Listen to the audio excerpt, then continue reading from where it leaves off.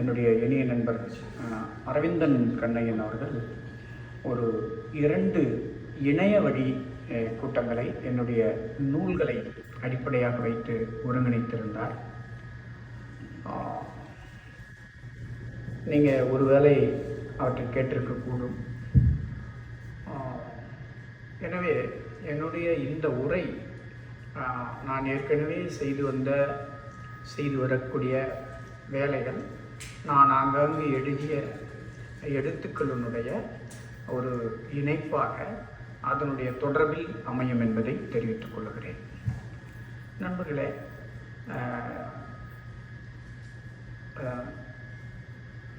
திருமிகு சுசித்ரா அவர்கள் எனக்கு தலைப்பு கேட்டபோது நான் ரொம்ப அவசரமான ஒரு சூழ்நிலையில் இருந்தேன்.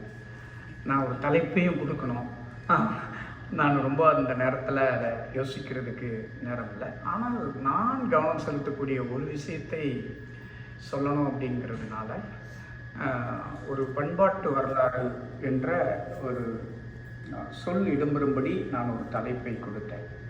ஆனால் நான் இப்போ அந்த தலைப்புக்கு வெளியே போயிடுவேன்னு நீங்கள் நினைக்காதீங்க.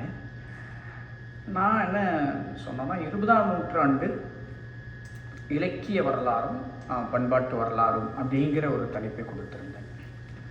அது என்ன, இலக்கிய வரலாறு பண்பாட்டு வரலாறு ரெண்டும் வேறு வேறா, இலக்கியமும் பண்பாடும் வேறு வேறாக சொல்லலாமா அப்படிங்கிற கேள்வி உங்களுக்கு எழக்கூடும். நியாயமான கேள்விதான்.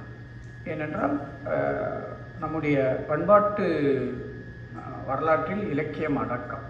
பண்பாடு என்பது என்ன? பொதுவாக நாம் ரொம்ப எளிமையாக அதை புரிந்து கொள்ள வேண்டுமானால், ஒரு சமூகம் அல்லது ஒரு குழு ரொம்ப காலங்காலமாக பின்பற்றி வரக்கூடிய அடையாளங்கள், வாழ்க்கை முறைகள், நம்பிக்கைகள், உணவு, திருவிழா, வழிபாட்டு முறை, இவ்வளவு ஆயுளை உடைய ஒரு சமூகத்தினுடைய வரலாறை நம்ம பேசணுன்னால எங்கே போகிறோம்னா, இந்த காலகட்டத்துக்கு உட்பட்டு கிடைத்திருக்கக்கூடிய இலக்கியங்களில் இடம்பெற்றிருக்கக்கூடிய, பதிவாகி இருக்கக்கூடிய அடையாளங்களை அடிப்படையாக வைத்து இதுதான் தமிழ் சமுதாயத்தின் வரலாறு என்று நாம் நினைக்கிறோம், சொல்லுகிறோம்.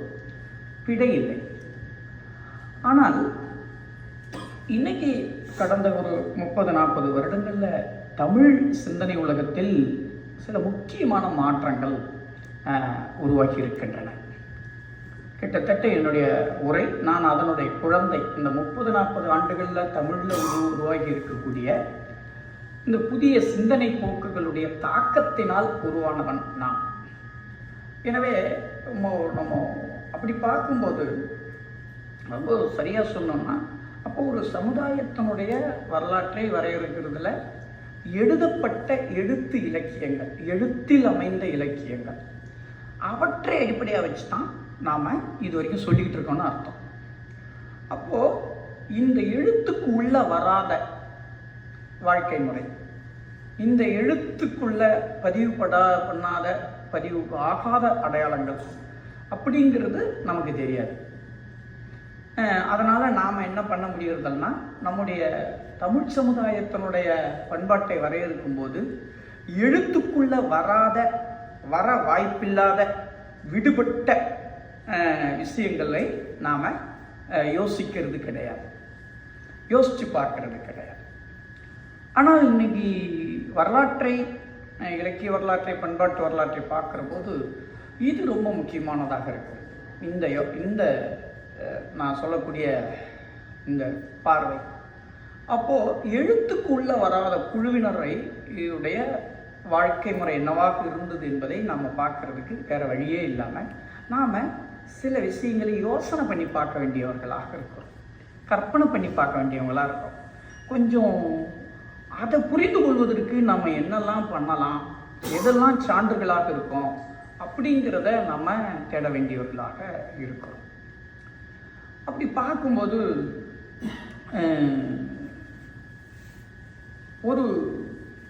இன்னைக்கு வரலாற்றை எழுதுவதில் இது மாதிரியான சான்றுகள் மட்டும் இல்லாமல் மெமரிஸ், நினைவுகள், அது எழுத்தில் வராது. ஒரு பூர்வீகத்தை பற்றி, நம்முடைய குடும்பத்தை பற்றி, ஊரை பற்றி, நம்முடைய சாமியை பற்றி ஒரு வரலாறு, மெமரிஸ். அப்புறமா ஒரு ஊர் உருவான வரலாற்றை பற்றி காலங்காலமாக ஒரு கதை சொல்லிக்கிட்டு இருப்பாங்க.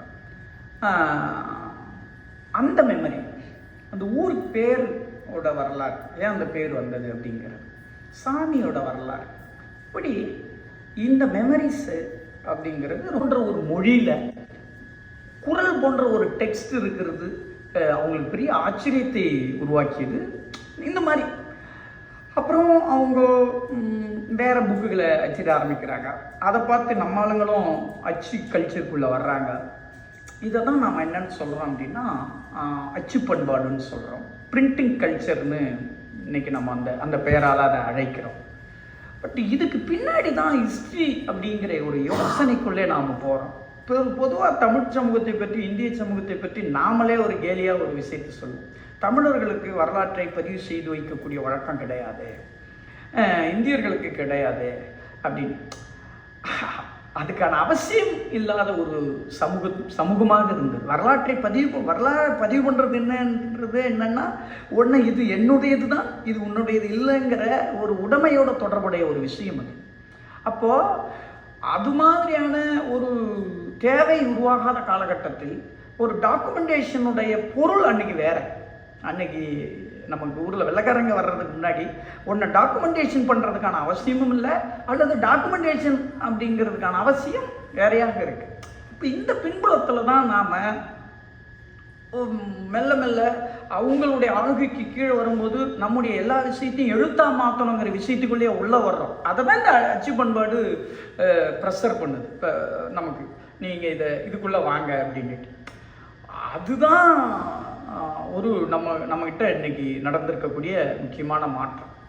அப்போ நமக்கு என்ன இல்லைன்னா, நமக்கு பயங்கரமான எல்லாத்தையும் அவன் காட்டுற மாதிரி ஒரு பிரிண்டிங்குள்ளே கொண்டு வந்தால் தான் அது ஹிஸ்ட்ரி அக்செப்ட் பண்ணப்பட வேண்டியது, நம்பகத்தனமானது, ஏற்றுக்கொள்ளப்பட வேண்டியதுன்னும் போது நம்ம ஆளுங்களுக்கு உருவான பதட்டம், அதில் நடந்த பிரச்சனைகள், இது தமிழ் சமூகத்தினுடைய மிக முக்கியமான வரலாறு. அப்படி நாம் அந்த அச்சு பண்பாடு வந்த பின்னாடி நாம் எப்படியெல்லாம் போராடணும், எதை ரிமூவ் பண்ணோம், எதை பிரிண்டில் கொண்டு வர முடிஞ்சது, எதை பிரிண்டில் கொண்டு வந்ததுலேயே எதை நம்ம வரலாறாக எழுதணும், இதெல்லாம் சேர்ந்து தான் இன்றைக்கி நம்ம தமிழ் வரலாறு. அதனால் சொன்னால் மிகையாக இருக்கும் உங்களுக்கு. நம்முடைய தமிழர்களுடைய வரலாறு அல்லது தமிழர்கள் என்கிற ஒரு ஓர்மையை நமக்கு இந்த 19, 18, 20ஆம் நூற்றாண்டு என்கிற 300 வருடத்தில் நமக்கு உருவாக்கப்பட்டது. அதுக்கு முன்னாடி தமிழ் மொழி இல்லைன்னு அர்த்தம் இல்லை, தமிழர் இல்லைன்னு அர்த்தம் இல்லை. ஆனால் நாம் இன்னைக்கு ஒரு தமிழ் என்கிற ஒரு கான்சியஸ்குள்ளிருந்து பேசுகிறோம்ல, இந்த கான்சியஸ், இந்த அச்சு பண்பாடு என்கிற ஒன்று உருவானதிலிருந்து அதிலிருந்து நாம் உருவாக்கி கொண்ட ஒரு சிந்தனை முறை.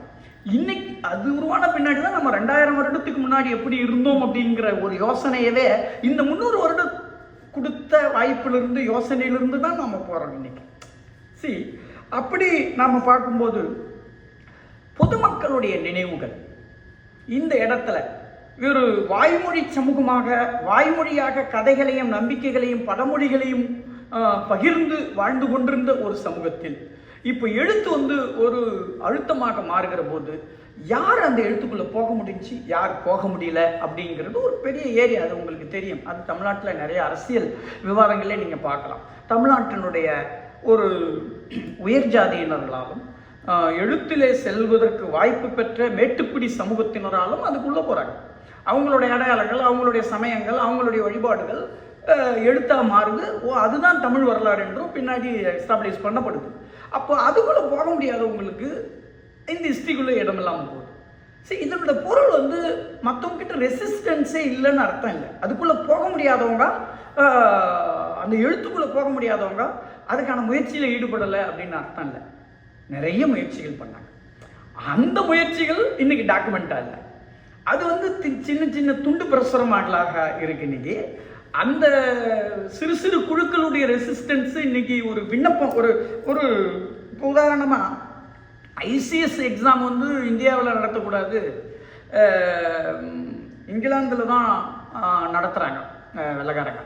அப்போது காங்கிரஸ் அது கடுமையாக இருக்குது. ஐசிஎஸ் எக்ஸாம் இங்கிலாந்தில் நடத்துனீங்கன்னா அப்புறம் இந்தியாவில் இருக்கிறவங்க இடம்பெற முடியாது அப்படின்ட்டு. அப்போ ஒரு குழு இல்லை இது திரும்ப என்னவாயிடும்னா, இங்கே இருக்கக்கூடிய பிராமணர்கள் உள்ளிட்ட உயர் வகுப்பினர்களுக்கு தான் அது வாய்ப்பளிக்கும். ஆனால் நீங்கள் இங்கிலாந்திலே நடத்துங்க, வெள்ளக்காரங்களே இருக்கட்டும் அப்படின்ற ஒரு பொசிஷன் எடுக்கிறாங்க. இதுக்காக பெட்டிஷன் கொடுக்குறாங்க. அங்கிருந்து யார், இந்திய பீப்புள், இந்தியாவில் இருக்கக்கூடிய ஒடுக்கப்பட்ட சமூகங்கள் இருக்கக்கூடிய சின்ன சின்ன குழுக்கள் கொடுக்குறாங்க. இந்த பெட்டிஷன் இன்னைக்கு ஒரு ஹிஸ்ட்ரி. இதை தான் நான் இதில் இந்த பண்பாட்டு வரலாற்றில் தரவுகளாக நாம் எடுத்துக்கொள்ள வேண்டும். ஒரு தமிழ் சமூகத்தை பற்றி நாம் யோசிக்கும் போது இந்த தரவுகள்லாம் சேர்க்கும்போது எப்படி ஒரு பலதரப்பட்ட குரல்களுடைய பலதரப்பட்ட ரெசிஸ்டன்ஸுகளுடைய ஒரு இடமாக, ஒரு களமாக தமிழ் சமூகம் இருந்து வந்திருக்கு. அதிலிருந்து தான் நம்ம ஒரு சமூகமாக இன்னைக்கு உருவாகி வந்திருக்கோம் அப்படிங்கிறத நான் வாதிட விரும்புகிறேன். அப்போ ஒரு இந்த இடத்துல ஒரு விண்ணப்பம் கூட ஒரு முக்கியமானதாக இருக்குது, ஒரு லெட்டர் முக்கியமானதாக இருக்கிறது, ஒரு இன்விடேஷன் முக்கியமானதாக இருக்கிறது, ஒரு தந்தி, ஒரே ஒரு வரியில தந்தி எழுப்பியிருக்காங்க. அந்த ஒரு வரி தந்தி, அது அந்த சான்று இன்னைக்கு முக்கியமானதாக மாறுது. நண்பர்களே, இந்த இடத்துல இந்த அச்சு பண்பாடு இப்படி உருவாகிட்டு இருந்ததனுடைய ஒரு தொடர்ச்சியில் தான் நீங்கள் எல்லாரும் உங்களுக்கு தெரிந்த ஒன்று, நம்முடைய பழம் இலக்கியங்கள், சங்க இலக்கியங்கள், இலக்கணங்கள் போன்றவை மெல்ல மெல்ல பிரிண்ட்டுக்கு வர ஆரம்பிக்குது. உங்களுக்கு தெரியும், ஓ.எஸ். சாமிநாத ஐயர், சிவை தாமோதரம் பிள்ளை, ஆறுமுக நாவலர், பின்னத்தூர் நாராயணசாமி ஐயங்கார் உள்ளிட்டவர்களுடைய கான்ட்ரிபியூட்டர் இதில் ரொம்ப ரொம்ப முக்கியமானது. கிட்டத்தட்ட அவங்களுடைய கான்ட்ரிபியூட்டில் தான் நாம் இன்னைக்கு பல விஷயங்களை யோசிக்கிறதுக்கான ஸ்பேஸ் உருவானது. உஎஸ்ஆ போன்றவர்கள் அது வெறும் பதிப்பு கிடையாது, அதுக்கு அவங்க பண்ணிருக்கிற உழைப்பு பயங்கரமாக இருக்கு. அப்புறம் அவங்களுக்கு அதுக்குள்ளே நடந்த விவாதங்கள், அதை அவங்க புரிந்து கொள்வதற்கு அன்றைக்கி கிடைச்ச அவங்களுக்கு என்ன வசதி வாய்ப்பு, அதுக்கு என்ன டாக்குமெண்ட், இதில் ஒரு அபாரமான வேலையை அவர்கள் செய்தார்கள் என்று நாம் சொல்ல வேண்டும். அதில் அவங்ககிட்ட விடுபடல்கள் இருக்குது, நானே கூட நிறைய விமர்சனம் எழுதியிருக்கேன், அது வேற. விடுபடல்கள் இருக்குது, பிரச்சனைகள் இருக்குது, அது வேற. ஆனால் அவர்கள் உருவாக்குற இந்த முயற்சி, இந்த அச்சு பண்பாட்டினுடைய தொடர்ச்சியில் நம்மகிட்ட பழம் இலக்கியம் உருவாக்குது. இந்த இடத்துல நான் 2 விஷயத்தை உங்களுடைய குறிப்பிட்டு சொல்ல விரும்புகிறேன். ஒன்று, தமிழ் சமூகத்துக்கு அல்லது இந்திய சமூகத்திற்கு கிடைக்கக்கூடிய ஒரு பப்ளிக் ஸ்பேஸ் அப்படிங்கிற ஒரு கருத்தாக்கம், ஒரு பொது வெளி. நமக்கு ஒரு பொதுவாக ஒரு இடத்துல கூடி பேசுகிறோம்ல, இதை நான் சொல்கிறேன். பல்வேறு சமூகங்கள், பல்வேறு கருத்துகள், பல்வேறு ஊர் இப்படி இருந்தாலும் அதெல்லாம் இல்லாமல் வேறு ஏதோ ஒரு பொது நோக்கத்துக்காக ஒன்று கூடக்கூடிய ஒரு பப்ளிக் ஸ்பேஸ்ங்கிறது உருவாகுதில்லை. இந்த பப்ளிக் ஸ்பேஸ் பற்றி வால்டர் பெஞ்சமின் போன்றவர்களுடைய கோட் பண்ணி பெரிய ஆராய்ச்சிகள்லாம் இன்றைக்கி நடந்திருக்கு. இப்படி ஒரு உருவாக்கம் இந்திய சமூகத்தில் எப்படி பிரிட்டிஷ்காரங்களுடைய சட்ட திட்டம், அவங்களுடைய அரசு உருவாக்கம், அவங்களுடைய நீதிமுறை இதிலிருந்து உருவாகுது. இது 1. 2, அதனுடைய இன்னொரு பகுதி தான் 2வது பாயிண்ட்டும், ஒரு சமய சார்பற்ற யோசனை. இதனுடைய பொருள் சமயத்தை கைவிடுவதல்ல, அதுக்கு இன்னைக்கு என்னென்னமோ பொருள் இருக்குது, அது கொஞ்சம் அது விவாதத்துக்குட்பட்ட வார்த்தையாக இருக்கலாம். ஆனால் நாம் நம்முடைய அடையாளங்களை தாண்டி பொதுவாக யோசிக்கணும் அப்படிங்கிற ஒரு யோசனை வர்றதுக்கு இந்த பப்ளிக் ஸ்பேஸ், ஒரு பொது நீதி, பொது சட்டம், பொதுவான வீதி, பொதுவான கோயில், பொதுவான நீதி அப்படிங்கிற ஒரு யோசனைக்கு இந்த காலகட்டத்தினுடைய சட்ட திட்டங்கள் ரொம்ப ஹெல்ப் பண்ணியது. இந்தியாவில் நடந்த சிவில் சமூகத்துக்கான போராட்டங்கள் இதுக்கு பின்னாடி தான் உருவாகுது. உங்களுக்கு தெரியும், இப்போ அமெரிக்காவுடைய சிவில் வார் பற்றி அதுக்கு ஒரு நண்பர் கூட்டி போனாங்க. அதுக்கு ஒரு ஹிஸ்ட்ரி இருக்கிற மாதிரி இந்திய சமூகத்துக்குள்ள ஒரு பெரிய சிவில் சமூகத்திற்கான உருவாக்கத்தில் இந்த சட்டத்திட்டங்களுக்கு ஒரு பெரிய பங்கு இருக்குது. பல கான்ட்ரிபியூட் நடந்திருக்கு, பல விவாதங்கள் நடந்திருக்கு. சரி, இது அரசியல் தளத்தில். இப்போ நான் இந்த பொதுவெளி உருவாக்கம் என்கிற கருத்தாக்கமும் இந்த சமய ஜாதி சார்பற்ற ஒரு சமூகத்தை பற்றிய கருத்தாக்கமும், இந்த 2ம் பல அடுத்த கட்ட வேலைகளை உருவாக்குது. பல சீர்திருத்த இயக்கங்கள், பல பர்சனாலிட்டிஸ், பல நூல்கள், பல விஷயங்கள் பிறப்பதற்கு ரொம்ப முக்கியமான காரணமாக இருந்தது. அது உங்களுக்கு தெரிஞ்சிருக்கும். வள்ளலார் பற்றி நான் உங்ககிட்ட பேச வேண்டிய அவசியம் இல்லை. வள்ளலார் ஏன் முக்கியமானவர் ஆகிறார்? ஏற்கனவே இருக்கக்கூடிய மரபிலிருந்து அவர் எங்கே விலகுகிறார்? அவருடைய குரலில் இருக்கக்கூடிய அவர் ஏன் ஒரு மதமான பேய் விடியாது இருக்க வேண்டும் அப்படின்ட்டு யோசிக்கிறார். வாடிய பெயரை கண்டபோதெல்லாம் வாடினேன் அப்படிங்கிற ஒரு யோசனை எப்படி 19ஆம் நூற்றாண்டின் இறுதியில் வாழக்கூடிய ஒரு செயல்படக்கூடிய ஒருத்தருக்கு உருவாகிறது. ஏன் பசி என்பது பொதுவானது, பசி நீக்குவது தான் ஒரே நோய், பசி தான் ஒரே நோய், அதை நீக்கிறதாண்டா என் வேலை அப்படின்னு எப்படி ஒருத்தர் உருவாக்குறார்? இப்போ வள்ளலார் உருவானதுனால அப்படியே வள்ளலார் எக்ஸ்டாப்ளிஷ் ஆகிட்டாரா? இல்லை. இப்போ வள்ளலாருடைய கருத்துக்களை கொண்ட அந்த பாடல்களுக்கு இன்னொரு தரப்பு, மாற்று தரப்பு ஒன்று உருவாகுது. அது உங்களுக்கு தெரிந்திருக்கும், ஆறுமுக நாவலருடைய தலைமையிலே உருவாகிறது. வள்ளலாருடைய பாடல்கள் ஒரு பக்கம் அருட்பா என்கிற போது அது அருளை தரக்கூடியவல்ல, அருளை அறியாமையை தரக்கூடியவை என்கிற பொருளில் மறுப்பா என்கிற குரலை ஆறுமுக நாவலர் தலைமையிலான நண்பர்கள், அவரோட கருத்தை ஏற்றுக்கொண்ட குழுவினர் உருவாக்குகிறார். அப்போ இது சம்பந்தப்பட்ட ஒரு விவாதம் நடக்குது. அப்போ இதை தான் நான் ரொம்ப முக்கியமாக நினைக்கிறேன். இந்த விவாதங்கள் ஏன் உருவாகிறது என்றால், இந்த அச்சு பண்பாடு, இந்த பொதுவெளி உருவாக்கம், இந்த ஒரு பொதுவான மனிதனை பற்றி சிந்திக்கிறது என்கிற சமய சார்பற்ற சிந்தனா முறை, இதெல்லாம் வந்த பின்னாடி அப்படி ஒரு குரல் வரும்போது அதுக்கு மாற்று தரப்பு ஒன்று உருவாகுது. அப்போ விவாத களங்கள் உருவாகுது. அதை இவங்க மறுக்கிறாங்க, அவங்க மறுக்கிறாங்க, அதுக்குள்ள ஒரு குழு உருவாகிறது, அதுக்குள்ள அடுத்த கட்ட மாற்றங்கள் நடக்கிறது. ஏன் பாரதி போன்ற ஒரு 20ஆம் நூற்றாண்டுடைய ஒரு இணையற்ற சிந்தனையாளர், கவிஞன் மட்டும் இல்லை, பாரதி மாதிரி ஒரு அவனுடைய காலத்தை தாண்டி சிந்தித்தவன். பாரதி பற்றி நான் விமர்சனம் எழுதியிருக்கேன், அது வேற, அதுக்காக நான் சொல்லலை. பாரதி மாதிரியான ஒரு ஆள் வந்ததுமே பாரதி விவாதங்களை சந்திக்கலையா, பிரச்சனைகளை சந்திக்கலையா, அவனுக்கு குழப்பங்கள் இல்லையா, அவனுக்கு ஊசலாட்டங்கள் இல்லையா, இது எல்லாமே இருந்தது. அதை தாண்டி அவனுக்கு ஒரு விஷயம் இருக்கு, அவன் அதை வைக்கிறான். அப்படிப்பட்ட பாரதியவே மகாகவியாக ஏற்றுக்கொள்வது பற்றி தமிழ் இலக்கியவாதிகளிடையே மிக 2-3 அன்னைக்கு கூட அண்ணன் வேணுகோபால் அவர்கள் குறிப்பிட்டார், 2-3 முறை நடக்குது. அப்போ இதை நம்ம ரொம்ப எதிர்மறையாக பார்க்க வேண்டியது இல்லை. பாரதி எனக்கு பிடிக்குங்கிறதுனால பாரதியை எதிர்த்த ஒரு குரல் இருக்குல்ல, அதுக்கு ஒரு பொருளே கிடையாது, அது அதை நம்ம பொருட்படுத்தவே கூடாது அப்படின்னு நம்ம பார்க்க முடியாது. அந்த தரப்புலாம் சேர்ந்ததுதான் நம்முடைய வரலாறு. இப்படியான விவாதங்களின் வழியாகத்தான் நாம் ஒரு நிலைபேற்றை அடைகிறோம். கிட்டத்தட்ட 1880களின் இறுதியில் சென்னையில் இங்கிலாந்தில் உருவான ஒரு நாத்திக, டார்வின் உள்ளிட்டவர்களுடைய அறிவியல் கண்டுபிடிப்புகளினால் உருவான ஒரு நாத்திகவாதத்தை அடிப்படையாக வைத்து தத்துவ விவேசின்னு ஒரு மேகசின் உருவாகுது, சென்னையில் நடத்தப்பட்டது.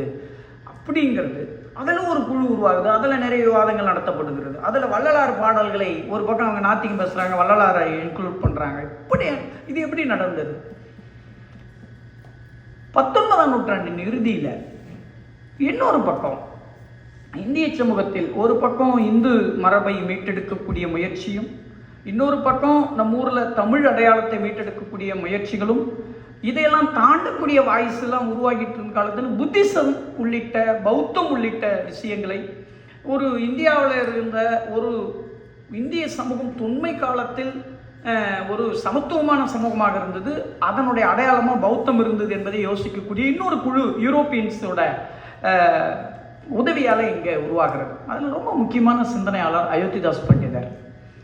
என்னுடைய ஆய்வு பெரும்பாலானவை அயோத்திதாசருடைய ஆய்வு. தமிழ் கடந்த 20-25 ஆண்டுகால தமிழ் சிந்தனை போக்கில் அயோத்திதாசருடைய சிந்தனைகளின் வருகை நேரடியாகவும் மறைமுகமாகவும் நிறைய தாக்கங்களை செலுத்தியிருக்கக்கூடியதாக இருக்குது. அப்போ பாரதி, வள்ளலார், அயோத்திதாஸ் பண்டிதர், தத்துவ விவேசினி என்கிற நாத்திக கருத்துக்களை பேசிய இதழ்கள், அதில் பங்கேற்றவர்கள், இதெல்லாம் சேர்ந்து தான் நமக்கு 20ஆம் நூற்றாண்டுக்குள்ளே நம்ம நுழைகிறோம். அப்போது நுழையும் போது இந்த விஷயங்கள்ல இருந்து இருக்கிறவுடைய தொடர்ச்சி இருக்குது. இதில் சில விஷயங்களால் நம்மளை மாறுறோம், நம்ம சில விஷயங்களை கைவிடுறோம், சில விஷயங்களை எடுத்து வரோம். 20ஆம் நூற்றாண்டுக்கு உள்ளே வரும்போது பழைய நினைவுகள், அது வரைக்கும் ஒரு சமூகத்தினுடைய பழைய நினைவுன்றதை நான் ஒரு வார்த்தைக்காக சொல்கிறேன். அந்த சமூகத்தின் நினைவுகள், அது தன்னை பற்றியும் தான் வாழும் சமூகத்தை பற்றியும் அது கொண்டிருந்த நினைவுகள், அவங்க முன்னோர்கள் அவர்களிடம் சொல்லி சென்ற நினைவுகள், இது எல்லாம் இந்த எழுத்து சார்ந்த இந்த அச்சு பண்பாட்டினால் நமக்கு கிடைத்த இலக்கிய பிரதிகள், எழுத்தால் அமைந்த பிரதிகள், அதிலிருந்து கிடைக்கக்கூடிய வரலாற்றால் அது என்னவா பண்ணப்படுகிறது என்றால் மக்கள் கேட்டு வந்த நினைவை அது இன்ஃப்ளூயன்ஸ் பண்ண ஆரம்பிக்குது, மாறுகிறது. உதாரணத்துக்கு நான் சொல்கிறேன், இப்போ ஔவையார் பற்றி நமக்கு என்ன பார்வை இருக்குது? ஔவையார் வந்து புறநானூற்றில் சொல்லுவோம், இல்லாட்டி நேரடியாக பிற்கால அறப்பாடல்களுக்கு வந்து அவர் முருகனோடலாம் அவருக்கு இருந்த நட்பு, இந்த மாதிரியான ஆத்திச்சூடி பாட்டுக்கு வந்தார். ஆனால் இதுக்கு வெளியே நிறைய ஔவையார்கள் 19, 18, 17 இந்த காலகட்டத்தில் இருந்தார்கள். நிறைய இன்னைக்கு ஔவையாருக்கு கோயில்கள் இருக்கிறது, அது வேற ஒரு மரபை முன்வைக்கிறது. ஔவையாருக்கு சைவத்தில் எப்படி ஒரு மரபு இருக்கிறதோ, சங்க இலக்கியத்தில் எப்படி ஒரு மரபு இருக்கிறதோ, அதுபோல இன்று வரையிலும் ஔவையாருக்கு என்ன இருக்கு அப்படின்னா சமணத்தில் ஒரு மரபு இருக்கு. நான் சொல்ல ஔவையாரை பற்றி ஆய்வு செய்த தாயமால் அரவாணன் அவர்கள் என்ன சொல்றாங்கன்னா, சமண மரபில் இருந்த சன்னியாசினி முறையை இமிட்டேட் செய்து உருவாக்கப்பட்டது தான் இன்னைக்கு நம்ம சைவத்தில் பார்க்கக்கூடிய ஔவையார் என்று சொல்றார். பௌத்தத்தில் அதுக்கு ஒரு மரபு இருக்கு, சைவத்தில் அதுக்கு ஒரு மரபு இருக்கு. இது எல்லாத்தையும் தாண்டி சாதாரண மக்களுடைய வழிபாட்டு மரபுல அதுக்கு ஒரு இடம் இருக்கு. சேலத்துக்கு பக்கத்தில் இருக்கக்கூடிய, கள்ளக்குறிச்சிக்கு பக்கத்தில் இருக்கக்கூடிய அந்த மலைப்பகுதியில் இருக்கிற ஔவையார் கோயில், நாகப்பட்டினத்திலும் இருக்கக்கூடிய துளசியாப்பட்டினத்தில் இருக்கக்கூடிய ஔவையார் கோயில், நாகர்கோயில் கன்னியாகுமரியில் இருக்கக்கூடிய முப்பந்தல் உள்ளிட்ட இடங்களில் இருக்கக்கூடிய ஔவையார் கோயில், அங்கே ஔவையாருக்கு பின் மேற்கொள்ளப்படக்கூடிய சடங்குகள், நம்பிக்கைகள் அது வேற ஒன்றா இருக்கு. ஆனால் இப்போ நமக்கு ஔவையார்னா யாரு? நமக்கு டெக்ஸ்டில் சொல்லப்பட்டதுதான், நூல்களால் அறியப்பட்ட அவை தான் இன்னைக்கு நமக்கு அவை. இதை தான் நான் என்னன்னு சொல்றேன்னா, 19ஆம் நூற்றாண்டின் வரையிலும் நாம் வாய்மொழியாக நம்பிக்கையாக கேட்டு அதன் வழியாக நாம் வச்சுக்கிட்டு இருந்த புரிந்து கொண்டிருந்த ஒன்றை 20ஆம் நூற்றாண்டுக்குள்ள வரும்போது எழுத்துக்குள்ள இருக்கக்கூடிய ஒரு எழுத்துல எது சொல்லப்பட்டிருக்கோ அது இன்ஃப்ளூயன்ஸ் பண்ணி அது மட்டுமே ஒரு சமூகம் என்பதாக, அது மட்டுமே ஒரு அடையாளம் என்பதாக மாறுகிறது. அப்போ இந்த ஒரு எழுத்து சார்ந்த ஒரு வரலாற்றிலிருந்து அதையும் நாம் கணக்கில் கொண்டு இது மாதிரியான ஒரு பண்பாட்டு வரலாற்றையும் கணக்கில் கொள்ளும் போது எப்படி ஒரு தமிழ் சமூகம் இருந்தது என்பது பற்றியான நம்முடைய யோசனையை வேறுபடுகிறது. தமிழ்நாட்டில் ரொம்ப முக்கியமான விஷயம் என்று நான் ரொம்ப பிரச்சனையாக நினைக்கிறது என்னன்னா, தமிழ்நாட்டை பற்றி நிறைய பெருமிதங்கள் இருக்கிறது, நம்மளும் அதை நம்புகிறோம், அதான் எனக்கு எந்த மாறுபட்ட கருத்தும் இல்லை. ஆனால் நம்ம அதுக்கு செஞ்சிருக்கிற வேலை ரொம்ப கம்மி, அவ்வளோ விஷயங்கள் இருக்கு. நான் கேட்குறேன், 20ஆம் நூற்றாண்டோட தமிழ்நாட்டில் அறிவியக்க வரலாறுன்னு ஒன்று உண்டா? நமக்கு இவ்வளோ இன்டெலெக்சுவல்கள் இருந்த தமிழ் சமூகத்தில் என்ன வேலை நடந்திருக்கு அப்படிங்கிறத பற்றி ஒரு ப்ராப்பரான ஒரு கைடு, ஒரு ரீடர் நம்மகிட்ட உண்டா? கிடையவே கிடையாது. நாம் விரும்பக்கூடிய இயக்கத்தை பற்றி பேசுகிறோம், நாம் விரும்பக்கூடிய தலைமையை பற்றி பேசுகிறோம், நாம் விரும்பக்கூடிய ஆளுமையை பற்றி பேசுகிறோம். தமிழ் சமூகம் அதுக்கு வெளியே இல்லையா? அது மட்டும்தானா? நம்முடைய ஆளுமையை நீங்கள் புரிஞ்சுக்கணும்னாவே நம்முடைய ஆளுமைக்கு எதிர்த்தரப்பில் எது இருந்தது என்பதை புரிஞ்சு கொள்ளாட்டி நீங்கள் ஒன்றுமே பண்ண முடியாது. என்னுடைய குற்றச்சாட்டு, தமிழ் சமூகத்தை பற்றி ரொம்ப ப்ராப்பரான ஒரு ஹிஸ்டாரிக்கலான, ரொம்ப ஒரு நேர்மையான சான்றுகளோட கூடிய, அல்லது ஒரு ஒரு விவாதத்துக்கு தன்னை தயாராக வைத்துக் கொள்ளக்கூடிய ஒரு வாசிப்பு, ஒரு வரலாறு, ஒரு பண்பாட்டு ஹிஸ்டரி ஒன்று கிடையாது.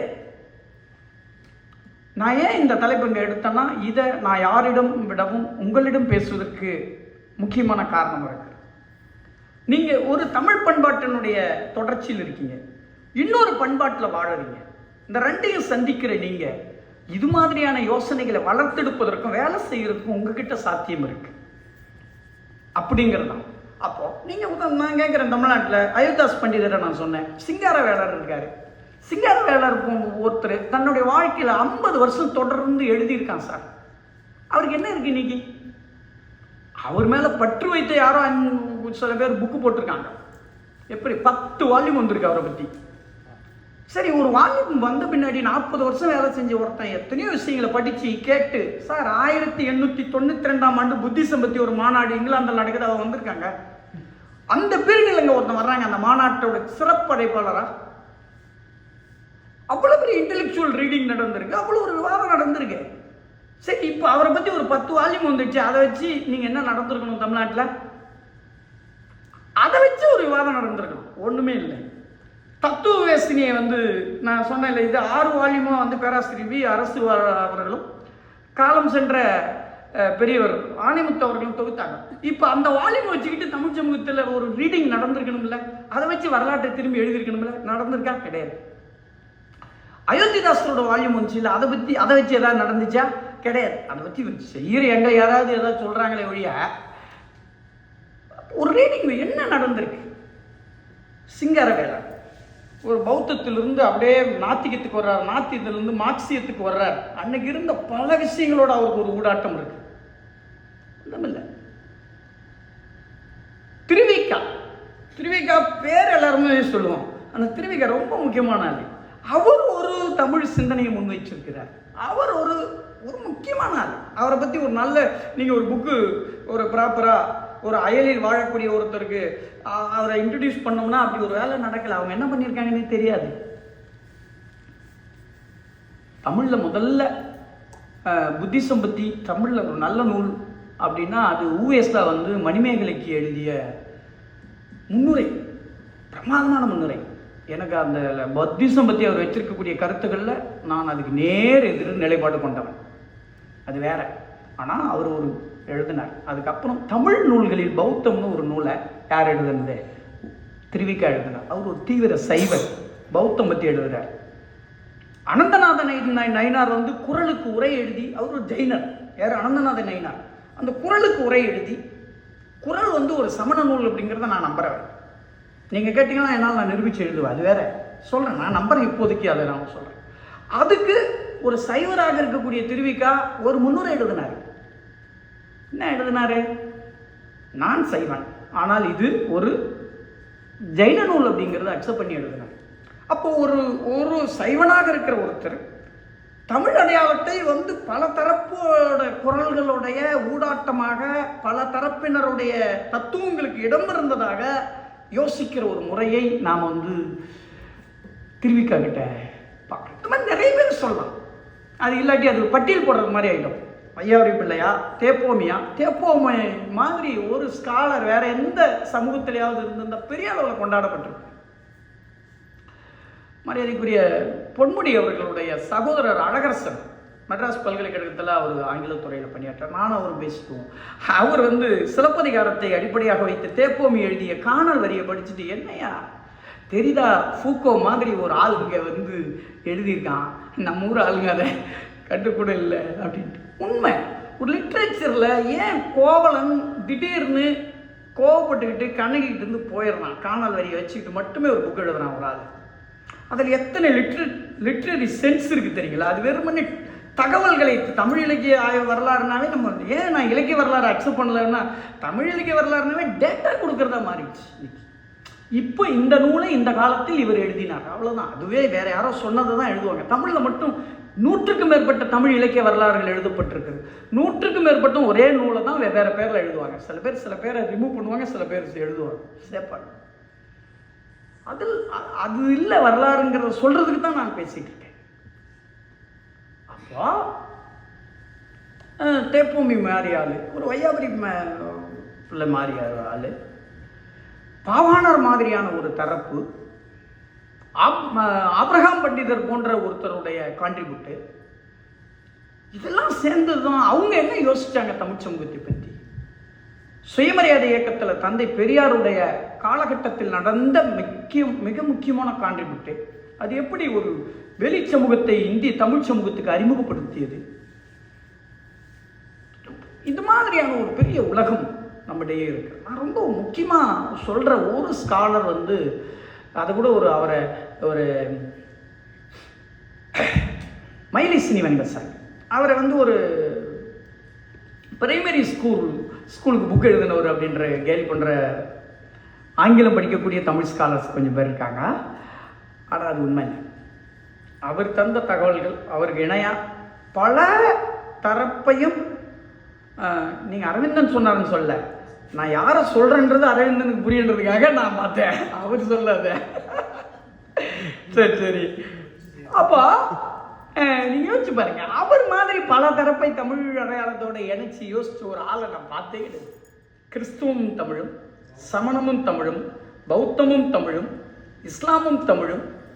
பாருங்க, அவர் ஒரு முக்கியமான நூல் எழுதினார், மறைந்து போன தமிழ் நூல்கள். தமிழில் 213 நூல்களை அதில் இனங்காட்டியிருக்கிறார். 213 நூல்கள் இது வரைக்கும் நமக்கு கிடைக்காது. சார், இதெல்லாம் இல்லாமல் தான் நம்ம ஒரு தமிழ் வரலாறு பேசிகிட்டு இருக்கோம். ஒருவேளை இதெல்லாம் இருந்திருந்தால் அதனுடைய அதில் என்ன இருந்திருக்குன்னு நமக்கு தெரியல. அதை வச்சு நம்ம வேற என்ன யோசனை பண்ணியிருக்கோம்னு தெரியல. மயிலையார் மாதிரியான ஒரு ஆள் ரொம்ப பர்சனலாக, அவர் குழந்தைகள் இல்லை, அவர் வீட்டில் விளையாடி கொண்டிருக்கக்கூடிய 2 குழந்தைகள் அடுத்தடுத்து காலமானாங்க. அவர் அது பெரிய பாதிப்பாக ஆக்கின போது அவர் எழுதுந்து தான் மறைந்து போன தமிழ் நூல்கள். மாப்போசி தமிழில் தமிழ் இலக்கியங்களில் புத்திர சோகம்னு ஒரு பிரமாதமான நூல் எழுதியிருப்பார். ஒரு பர்சனல் கனெக்ட்லேருந்து எழுதக்கூடிய ஒரு நூல் அவர்கிட்ட. இப்போது அவர் நம்ம மயிலை சீனிவாசன், சாத்தான் குளம் ஆ ராகவன், தமிழ் இலக்கியத்தில் தாமரை, தமிழ் இலக்கியத்தில் இருக்கக்கூடிய விளக்குகள், இதெல்லாம் டெக்ஸ்ட்டை வச்சுக்கிட்டு தான், எழுத்துப்பிரதியை வச்சு தான் எழுதப்பட்டது. ஆனால் நம்முடைய அழகிய மரபை நீங்கள் யோசிக்கணும் அப்படின்னா இப்படியான ஸ்காலர்களை ஒர்க் பண்ணியிருக்காங்க. இப்படி இருந்த ஒரு சூழ்நிலையில் தான் ஒரு வாய்மொழி மரபு அப்படிங்கிறத நாம் லேட்டாக தான் கண்டுபிடிக்கிறோம். அது ஃபோக்லோர், நாட்டுப்புறவியல் அப்படிங்கிறது. அதில் ரொம்ப முக்கியமான ஆள் உங்களுக்கு தெரிஞ்சிருக்கும், நான் வானமாமலை. அவர் வெறுமனே வாய்மொழி தகவல்களை திரட்டுறவராக மட்டுமில்லாமல் அவர் சார்ந்த ஒரு இடதுசாரி கண்ணோட்டத்திலிருந்து அதில் இருக்கக்கூடிய உழைக்கும் மக்களுடைய வரலாற்றை, வாழ்க்கை முறையை புரிந்து கொள்வதற்கு அதை அவர் எடுத்து அவர் ஒரு பெரிய குழுவை, ஒரு பெரிய அறிவு குழாமை தமிழ்நாட்டில் உருவாக்கினார், ஆராய்ச்சி என்கிற இதழின் மூலமாக. நண்பர்களே, நான் இப்படி சொல்லிக் கொண்டிருக்கிற போது வாய்மொழி மரபு வேற, எழுத்து மரபு வேறன்றது என்னுடைய கருத்து இல்லை. ரெண்டுக்கு எப்பவுமே ஒரு இன்ட்ராக்ஷன் இருந்திருக்குங்கிறது தான் என்னுடைய கருத்து. நான் அப்படி இப்போ நிறைய பேர் பார்க்குறாங்க, வாய்மொழி மரபு தனி, எழுத்து மரபு தனி, அப்படி கிடையாது. ரெண்டுக்கு ஒரு இன்ட்ராக்ஷன் இருக்குது. அது இதுக்கு கொடுக்குது, இது அதுக்கு கொடுக்குது. இதில் நான் இன்னொரு மரபை சொல்லணும், ரொம்ப முக்கியமான மரபு, 20ஆம் நூற்றாண்டுடைய மிக முக்கியமானது தமிழ் சிறுபத்திரிகை மரபு. வேணுகோபால் அவர்கள் அந்த மரபை பற்றி ஆய்வு செய்திருக்கிறார். அவரே அப்படிப்பட்ட ஆள் தான். அவர் நீங்கள் கண்ணதாசன் பற்றி பேசுறது எனக்கு கொஞ்சம் ஆச்சரியன்னு வச்சுக்கங்களேன். அவருடைய புதுக்கவிதை திறனாய்வு வரலாறு அப்படிங்கிற புக்கு முக்கியமானது. சிசு செல்லப்பாவுடைய எழுத்து, ஒரு சின்ன கூட்டம். நான் அவர்கிட்ட கூட சொல்லிட்டு இருந்தேன், பாருங்கள், எங்களுக்கு கூட்டம் எப்பவுமே, எங்களுக்கு முன்னாடி நிறைய கூட்டம் இருக்கிறத பற்றி கவலைப்பட மாட்டோம். பெரிய கூட்டங்களால் ஒன்றுமே சாதிக்க முடியாது. சின்ன கூட்டம், பேசுவதில் ஆர்வம் இருக்கிற கூட்டமாக இருந்தால் போதும். அது 5 பேர் இருந்தால் கூட போதும். அப்படிப்பட்ட குழுவை நோக்கி பேசுகிறோம்னா அறிவுஜீவி, அவங்ககிட்ட தான் வேலை செய்ய முடியும். சரிங்களா? அப்படி பார்க்கும்போது அந்த மரபை தமிழில் ரொம்ப தூக்கி பிடிச்சது பாரதிக்கு பின்னாடி வந்த குழாம் தான். அது சிஸ் செல்லப்பா, அதுலேருந்து உருவான ஒரு பெரிய மரபு நம்மகிட்ட இருக்கு. பெரிய சொந்தமாக கை காசு போட்டு வேலை செஞ்சவங்க அவங்க எல்லாருமே. பெரிய பல்கலைக்கழகங்கள் செய்ய முடியாத வேலையை தமிழ்நாட்டில் செய்தவர்கள் இந்த மாதிரியான சிறுபத்திரிகையில் இருந்த ஆராய்ச்சியாளர்கள், எழுத்தாளர்கள் தான். எங்களை மாதிரி லட்சங்களை சம்பளம் வாங்கக்கூடிய பேராசிரியர்கள் இன்னைக்கு வரைக்கும் செய்ய முடியாத வேலையை தமிழ்நாட்டில் என்னைக்கோ சேர்ந்த எழுத்தாளர்கள் செஞ்சிருக்காங்க. சின்ன பத்திரிகைகள் அவங்களுக்கு பெரிய ரெகக்னேஷன் இருந்ததில்லை. வீட்டில் அவங்களுக்கு பெரும்பாலும் கிடைத்தது மனைவியோட திட்டு, பசங்களுடைய புறக்கணிப்பு, அவமானங்கள், இப்படி தான் சேர்த்துருக்காங்க. ஆனால் அவங்க உருவாக்கணும் வச்சு தான் இன்றைக்கி நம்மளுடைய மரபு இருக்குது. செல்லப்பா இருக்கட்டும், யாராக இருக்கட்டும், பின்னாடி இருக்கட்டும். இதில் 70களிலும் 80களிலும் வந்த சிறுபத்திரிகை மரபு இன்னொரு, அதுக்குள்ளேயே நிறைய சேஞ்சஸ் இருக்குது. சிறுபத்திரிகை மரபுனா அது அப்படியே அக்செப்ட் பண்ணுறது, அதுக்குள்ளே நிறைய வாரம் இருந்திருக்கு. அந்த குழுக்கும் இந்த குழுக்கும் இடையில குறிப்பாக கோவையிலிருந்து உருவான ஒரு இடதுசாரி வட்டத்திலிருந்து உருவான ஒரு மார்க்சியம் சார்ந்த, படிப்பு சார்ந்த அறிவாளிகள், அதுலேருந்து ஒரு பெரிய குழாம் உருவானது. தமிழ்நாட்டில் பெரிய கொண்டாடப்பட வேண்டிய ஆளுமைகள், அவங்களுடைய சிந்தனைகள்லாம் இன்றைக்கி தமிழில் புக்காக வந்து கூட கவனிக்கப்படலை. எஸ்.என். நாகராஜன், கோவை ஞானி, எஸ்.வி. ராஜதுரை, கருணாமனோகரன், குணா போன்றவர்கள்லாம் ஒரு காலகட்டத்தில் ஒரு மார்க்சிய புலத்திலிருந்து இந்த படிப்பாளிகள் பின்னாடி வேறு வேறு புலத்தை நோக்கி போகிறாங்க. கீழே மார்க்சியம் என்கிற சிந்தனா முறையை நோக்கி எஸ்.என். நாகராஜன் போனார். உள்ளூர் மார்க்சியத்தை நோக்கி ஞானி போனார். தமிழ் அடையாள அரசியலை நோக்கி குணா போனார். பெரியார் அம்பேத்கரிய இயக்கங்களுடைய அரசியலை நாம் பேசணுன்ட்டு எஸ்விஆர் போனார். ஜாதி தான் ரொம்ப முக்கியமான பிரச்சனை, அதை ரொம்ப பேசணும் கருணாமனோகரன் போனார். இவ்வளோ இவங்கெல்லாம் பண்ண டிஸ்கஷன் இதெல்லாம் நிறைய மொழிபெயர்ப்புகள் 20ஆம் நூற்றாண்டில் இந்த குழுக்களிடமிருந்து வந்தது தான். அது எழுத்து பத்திரிகையில் வந்ததாக இருக்கட்டும். நேரமாச்சுன்னு நினைக்கிறேன், 12:30 மணி ஆச்சு. எனக்கு 3/4 மணி நேரம்னு சொன்னாங்க. இன்னும் 4 நிமிஷம் இருக்கு. அதனால் மொழிபெயர்ப்பு அது காணாசு. தமிழில் இப்போ இந்த இது பற்றி பேசும்போது எனக்கு இந்திரன் ஞாபகத்துக்கு வந்துட்டார். ஆப்ரோ அமெரிக்கன்ஸ் பற்றி 1982 தமிழில் இந்திரனால் மொழிபெயர்க்கப்பட்ட அறைக்குள் வந்த ஆப்பிரிக்க வானம் வந்துருச்சு. அதுதான் எங்களுக்கு இன்ட்ரடியூஸ் பண்ணுது. அதை இப்படி ஒரு 20ஆம் நூற்றாண்டுடைய ஒரு தமிழ் சமூகத்தை பற்றியான ஒரு யோசனையில் பல தரப்பனுடைய பல விஷயங்களோட இது வருது. சினிமா பற்றி ஆய்வுகள் இது ஒரு பக்கம் இருக்கட்டும். அதை பற்றிலாம் தமிழ் சினிமாவுடைய மிகப்பெரிய ஆற்றுகை 20ஆம் நூற்றாண்டில் திரைப்பட பாடல்கள் தான், இசைஞானி தான்.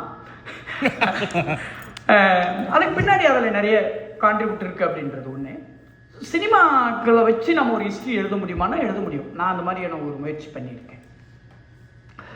நம்ம தமிழ் சினிமா பல பிரச்சனை இருக்குது. ஆனால் ஒரு வரலாறற்ற ஒரு சமூகத்துக்குள்ள வரலாற்றை நம்ம எங்கிருந்து வேணால் கண்டுபிடிக்க முடியும்னு நீங்கள் பண்ணீங்கன்னா நம்மகிட்ட இருக்கக்கூடிய வெகுஜன வடிவங்கள் இருக்குல்ல, அதுலேருந்து கூட நாம் சில ஹிஸ்ட்ரியை யோசிக்க முடியும். 80களின் தமிழ் சினிமா அப்படின்ட்டு நான் ஒரு புத்தகம் எழுதியிருக்கேன். என் புத்தகத்தை வாங்குறதுக்காக சொல்ல நான் சொல்கிறேன். அதில் எப்படி ஒரு காலகட்டத்தினுடைய சினிமாவுக்கும் அது கமர்ஷியல் சினிமா தான், அது வணிக நோக்கத்தில் தான் இருக்குது. ஆனால் அதுக்கு உள்ளோடி இருக்கக்கூடிய ஒரு சமூகத்தினுடைய சைக்குக்குமான தொடர்பு என்ன அப்படிங்க. ஆனால் என்னென்னா தமிழ்நாட்டை பற்றியான மிக முக்கியமான வெகுஜன வடிவங்கள் பற்றியான ஆய்வுகள் அப்படின்னாலும் பெருசாக நடக்கலை, கொஞ்சம் நடந்திருக்கு. உதாரணமாக தமிழில் மேடை நாடகம் மேடை பேச்சு பற்றி நீங்கள் பேசணுன்னா பெர்னாட் பேட் என்ற நம்ம ஏல் பல்கலைக்கழகத்திலேருந்து வந்தவர் தான் ஆய்வு பண்ணியிருக்காரு. நம்ம ஊரில் மேடை பேச்சால் தான் நம்ம சமூகம் கடந்த 60 வருஷமாக இயங்கிக்கிட்டு இருக்கு, அது உங்களுக்கு தெரியும். ஓகே, ஆனால் மேடை பேச்சு பற்றி ஒரு ப்ராப்பர் ஸ்டடி நம்மகிட்ட கிடையாது. சினிமாவை பற்றி ப்ராப்பர் ஸ்டடி கிடையாது. ரொம்ப லேட்டராக மற்றவங்க வந்தாங்க, அது கூட முழுமையானதும் இல்லைன்னு நான் சொல்லுவேன். ஓகே, சினிமா பற்றி ஸ்டடி இல்லை. சினிமா பார்வையாளர்கள் பற்றி ஆய்வுக்கு வந்தாங்க. திராவிட இயக்கம் பற்றி நம்ம இவ்வளோ பேசுகிறோம், அதை பற்றியான ஸ்டடிக்கை நம்ம இப்சிக்கு டேவிட் வாஸ்கூர் கிட்ட தான் போகணும். தமிழ் ஜாதிகள் பற்றியான விஷயங்களுக்கு அங்கே தான் போகணும், புதுக்கோட்டை மன்னர் வரலாறு உள்பட. அப்போது 20ஆம் நூற்றாண்டில் நம்ம பாதித்த விஷயங்கள் பற்றி கூட நம்ம பெருசாக அதை என்ன பண்ணலைன்னா நம்மளை கான்ட்ரிபியூட் நடந்து கூட அதை பற்றி. ஆனால் வெள்ளைக்கார ஆராய்ச்சியாளர்கள் தான் வந்தாங்க. அவங்களோட ஆராய்ச்சியில் பல பிரச்சனை இருக்குது. அவங்க பல நேரங்கள் நம்மளை வினோதமாக பார்ப்பாங்க. அந்த வினோதம் தான் அவங்கள நம்மளை ஆராய்ச்சி பண்ணி என்னன்னா இவ்வளோ வித்தியாசமாக இருக்கான், இப்படி பண்ணிகிட்டு இருக்கான் அப்படிங்கிறதுலேருந்து தான் அவங்க ஆய்வுக்கு வர்றாங்க. அதில் லிமிட்டேஷன் இருக்கும், வரையறைகள். இதில் 90களில் நடந்த ரொம்ப முக்கியமான மாற்றங்கள் அப்படிங்கிறது வரலாற்றில் நடந்த மாற்றங்கள். வரலாற்றை எழுதுவதில், வரலாற்றை புரிந்து கொள்வதில். அதில் தான் இந்த எது வரலாறு என்பது வெறுமனே டேட்டாஸ் கிடையாது அப்படிங்கிற யோசனைகள்லாம் வர்றதுக்கு 80களிலையும் 90களிலையும் தமிழ் சிறுபத்திரிக்கை மரபுகளில் நடந்த விவாதங்கள் தான் முக்கியமான காரணம். அது ஞானி தொடங்கி நடத்திய தொடங்கி நிறப்பிரிகை வரையிலும் அது என்னவா இருக்குன்னா இவ்வளோ வெளியில் இருக்கக்கூடிய சிந்தனா முறைகள்லாம் அறிமுகமாகி அதிலிருந்து வரலாற்றை பார்க்கறது, தலித்தியம் பெண்ணியம் உள்ளிட்ட சிந்தனா முறைகள் தமிழில் அறிமுகமானது. இதெல்லாம் வரலாற்றை ஊடறுத்து நாம் இது வரைக்கும் ஒரு மாதிரி பார்த்தது நம்ம வேற ஒன்றை பார்க்க வேண்டியிருக்கு அப்படிங்கிற ஒன்றை இந்த 80களின் 90களுடைய காலகட்டத்தில் இருக்கு. அதில் தான் இந்த கல்ச்சுரல் ஸ்டடீஸ்னு ஒன்று நமக்கு மேற்கத்திய பல்கலைக்கழகங்கள் மூலமாக இந்திய பல்கலைக்கழகங்களுக்கு அறிமுகமாகி உள்ளவர். அதில் ரொம்ப நான் சொல்லுவேன் ஏஆர் வெங்கடாச்சலபதியோட ஒரு 3 நூல்கள் முக்கியமானது. ஒன்று அந்த காலத்தில் காப்பி இல்லை நூல். காப்பி குடிக்கிறது பற்றி அது உங்களுக்கு தெரிஞ்சு புத்தகம் படித்தவங்களுக்கு தெரியும், நான் ரொம்ப விளக்க வேண்டிய அவசியம் இல்லை. இது ஒரு கல்ச்சுரல் ஸ்டடீஸோட தாக்கத்திலிருந்து உருவாக்குறது. குஜிலி இலக்கியம் வெகு மக்கள் கிட்ட பாடப்பட்ட ஒரு ப்ராப்பரான இலக்கிய வடிவம் அல்லாத அவர்களால் எழுதி பாடப்பட்ட இலக்கிய வடிவம், அது எப்படி மக்கள் மத்தியில் பணியாற்ற ரொம்ப முக்கியமான நூல். 2 3 அவருடைய நாவலும் வாசிப்போம். அவருடைய பிஹெச்டியோட எப்படி நாவல்கிற வடிவம் அறிமுகமாகுது, அதுக்கு எப்படி நம்ம வாசகர்களாக மாறுறோம், ஒரு சமூகத்துக்குள்ளே எப்படி ஒரு சமூகம் ஏற்கனவே இருந்தது இன்னொரு வடிவத்துக்கு மாறுகிறது அப்படிங்கிறத நம்ம புரிந்து கொள்வதற்கான ஒரு வரலாற்று நூல். பேராசிரியர் அடுத்து பரமசிவம். அது உங்களுக்கு தெரிஞ்சிருக்கணும், நான் ரொம்ப அதிகம் விளக்க வேண்டியதில்லை. சில பேர்களை உதித்துட்டு போடலாம், வேற ஒன்றும், அதுதான் இந்த நேரத்தில் முடியும். பேராசிரியர் பரமசிவம் அவர்கள் கல்ச்சுரல் விஷயங்கள் அவர் பற்றி எனக்கு சில மாறுபட்ட கருத்துக்கள் உண்டு. ஆனால் மிக முக்கியமான ஒரு ஃபோக் மரபையும் பல்வேறு பரமசிவம் அவர்களுடைய ரொம்ப முக்கியமானது என்னென்னா தமிழ் சமூகத்தினுடைய அடித்தள மக்களுடைய வாழ்க்கை முறை தான் இங்கே அடிநாதமாக இருக்கிறது. அது எப்படி பல்வேறு மரபுகளை உள்ளடக்கியதாக இருக்குங்கிறது தான் அவரோட. அதில் சமணம் இருக்கும், நாட்டார் இருக்கும், அதில் பௌத்தம் இருக்கும், இஸ்லாம் இருக்கும். இது எதுவுமே இல்லாத இன்னொரு தாய் தெய்வ வழிபாட்டினுடைய ஒரு தொடர்ச்சி இருக்கும். அது எல்லாமே இருக்கும். 2. மூன்றாவது நான் ரொம்ப முக்கியமான ஒரு திறனாய்வாளரை குறிப்பிட விரும்புகிறேன். அது அண்மையில் காலமான பேராசிரியர் ராஜகௌதமன் அவர்கள். தமிழ்நாட்டினுடைய இது ஏற்கனவே இருந்த போக்கை மாற்றி அமைத்ததில், பல்வேறு கேள்விகள் எழுப்பியதில் ரொம்ப முக்கியமான ஒரு சிந்தனையாளராக பேராசிரியர் ராஜகௌதமன் அவர்களை பார்க்கிறேன். வள்ளலார், அயோத்திதாசர், மாதவையா, பாரதி, சுந்தர ராமசாமி ஆகிய தமிழ் இலக்கியத்தின் மிக முக்கியமான நவீனத்துவத்தின் முன்னோடிகளை பற்றி அவர் எழுதிய நூல்கள் மிக முக்கியமானவை. அதே போல சங்க இலக்கியங்களை அடிப்படையாக வைத்து அவர் எழுதியிருக்கக்கூடிய ஆய்வுகள் முக்கியமானவை. அவர் எழுதியதில் உங்களுக்கெல்லாம் நான் ரொம்ப பரிந்துரைக்க விரும்பக்கூடிய நூல் எது என்றால், புதுமைப்பித்தன் பற்றி அவர் எழுதிய புதுமைப்பித்தன் என்கிற பிரம்மராட்சஸ். புதுமைப்பித்தன் கிட்ட இருக்கக்கூடிய பிரச்சனைகளை பேசக்கூடிய அதே வேளையில் புதுமைப்பித்தன் எப்படி ஒரு நிராகரிக்க முடியாதவன் என்பதை இணைத்து பேசக்கூடிய ஒரு ரொம்ப ப்ராப்பரான ஒரு புக்கு. தலித்தியம் என்பது பெரும்பாலும் என்னவாக தமிழில் புரிந்து கொள்ளப்படுகிறது என்றால் இன்னைக்கு அது ஏதோ ஒன்றை ரிஜெக்ட் பண்ணக்கூடிய அல்லது ஒரு ஆல்டர்னேட்டிவா இல்லாத ஒன்றாக பார்க்கப்படுது. அப்படி கிடையாது. அது இலக்கியத்தோட பண்பாட்டு விஷயங்களோட ஒரு இணக்கமாக அதோட சேர்த்து அண்டர்ஸ்டாண்ட் பண்ணிக்கக்கூடிய ஒன்றாக அது இருக்கு அப்படிங்கிறதுக்கான சான்றுகளாக பேராசிரியர் ராஜகௌதமன் அவர்களுடைய நூல்களை நான் சொல்ல முடியும். இது மாதிரி இப்போ அண்மையில் இந்த மாதிரி சின்ன சின்ன குழுக்கள், பேராசிரியர் டி தர்மராஜன் அவருடைய எழுத்துக்கள், அவர் வரலாற்றை சான்றுகள் அடிப்படையில் எழுதுறது என்பதை தாண்டி எப்படி வரலாற்றை ஒருத்தனுடைய யோசனையிலிருந்து நம்ம பார்க்கறது அப்படிங்கிற புது விஷன்லாம் இன்னைக்கு உருவாக்கி இருக்கிறது. நண்பர்களை, நான் எல்லாத்தையும் சொல்லிட முடியல, இன்னும் நிறைய பாயிண்ட்டுகள் இருக்கு. நான் சொல்ல வந்தது என்ன அப்படின்னா, ஒரு பண்பாட்டு வரலாறு அப்படிங்கிற தலைப்பின் பேர்ல தமிழ் என்பது ஒன்று இல்லை, தமிழ் என்பது பல தரப்பு. 1. 2வது, தமிழ் என்பது எதிர்த்தரப்பினுடைய விவாதங்களையும் கணக்கில் எடுத்து உருவாகி வந்திருக்கிறது தான். 2. இதுதான் நான் உங்களுடைய. 3. தமிழ் என்பது வெறுமனே ஒரு பழைய விஷயங்களோட சம்மந்தப்பட்டது மட்டுமல்ல, அது சமகாலத்தில் நடந்திருக்கக்கூடிய சமகால விஷயங்களை கணக்கில் எடுத்து நீங்கள் ஒரு ஹிஸ்ட்ரி எழுதுறீங்கன்னு வச்சுக்கோங்க. நீங்கள் ஒரு பொருள் பற்றி ஒரு ஹிஸ்ட்ரி எழுதுறீங்கன்னா அந்த பொருள் பற்றி அந்த விஷயம் இன்னைக்கு நடந்துகிட்டு இருக்கும். நீங்கள் என்ன பண்ணக்கூடாதுன்னா அன்னைக்கு நடந்ததை மட்டும் எழுதுறது வரலாறு கிடையாது. அன்னைக்கு நடந்ததை எழுதுற நீங்கள் அதே விஷயம் இன்னைக்கும் தொடருதுங்கிறதுக்கு நீங்கள் பொறுப்பேற்று எழுதுவது தான் வரலாறு. சமகாலத்தோட இணைச்சு பார்க்கறது தான் வரலாறு. கிட்டத்தட்ட தமிழின் வரலாறு என்பது இதுதான் அப்படிங்கிறத நான் உங்களிடம் சொல்றதுல காரணம் இருக்கு. நீங்க இந்த மாதிரியான புரிதலோட உங்களுடைய தமிழ் அடையாள விஷயங்களை மேலும் கொண்டு செல்வீர்கள். இது மாதிரியான ஒரு சின்ன கூட்டத்தோட அறிவு தரப்பினரை நீங்கள் கணக்கில் எடுத்துக்கொள்வீர்கள், கொள்ள வேண்டும். அவர்களுடைய கான்ட்ரிபியூட், அவங்கெல்லாம் சேர்ந்து கொடுத்த கொடையாக நாம் எப்படி இருக்குங்கிறத நாம் புரிந்து கொள்வதற்கான ஒரு சின்ன ஒரு பகிர்தலாக. நான் தமிழ்நாட்டில் ரொம்ப நேரம் பேசுவேன், அது சொல்லிடுறேன். இன்னும் கடுமையாக பேசுவேன், அதையும் சொல்லிடுறேன். நான் எல்லாத்தையும் அடக்கி அமைதியாக ஒரு சின்ன உரையை உங்களுடைய வழங்க முடிந்திருக்கிறது. வாய்ப்பிற்கு நன்றி.